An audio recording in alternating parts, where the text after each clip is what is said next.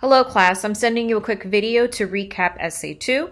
So if you go to Modules, select Essay 2 on Hope, the prompt will pop up. The minimum requirements are 4 pages, so that's a complete four pages from top to bottom.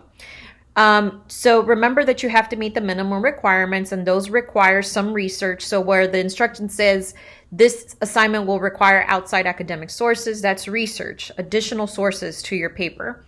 It needs a works cited, which is a 5th page. I have uploaded a video with instructions on how to format a works cited page. It has to follow MLA format and essay format. You have videos about that as well. There's a lecture video that gives you a step-by-step how do you set up your Word document to follow MLA format, and then there's also videos on introductions, thesis statements, topic sentence, and paragraph format. All of those videos are by yours truly. So I'm giving you step-by-step guidance. You can watch the video several times if the first time isn't clear. The primary source for this assignment is Rebecca Solnit's Hope is an Embrace of the Unknown. So what that means is that your analysis has to start with that article. That is your primary source. That means that you introduce it in your introduction and that you address the following quote.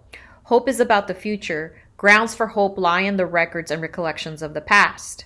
So essentially she's talking about how, hope is something that you don't necessarily know what the outcome is going to be, but you're still going to be invested in making sure that,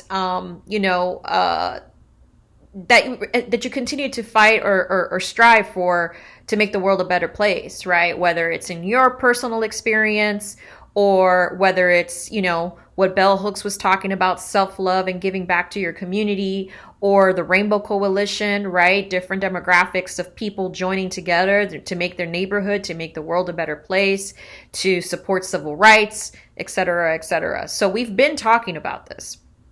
This is your assignment.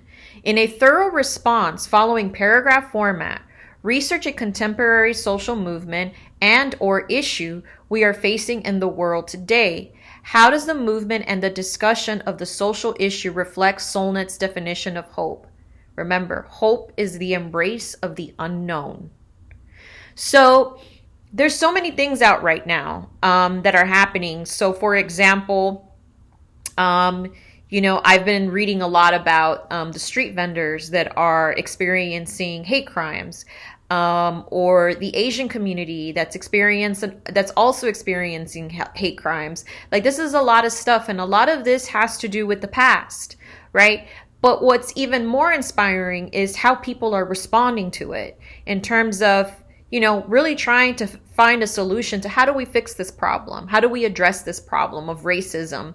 How do we hold people accountable? How do we create a safer place so that people can live their best lives, right? Without fear of, retaliation, or without fear of being hurt or even murdered for the color of their skin. So, again, these are just a few examples. There's so many other things. The fact that Amazon is unionizing, this is a really big deal, right? The fact that you have workers on Amazon that have been taking a lot of BS, and finally, they're most likely gonna go forward with a union vote, and this is really powerful because Amazon being a very powerful company and hiring so many people, it would mean a really big deal. It would be a big deal.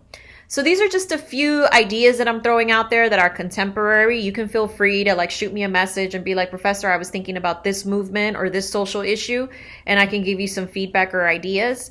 But I hope that this video was helpful. And then if you have any additional questions or ideas on pre-recorded videos that I can make for you, let me know. Okay.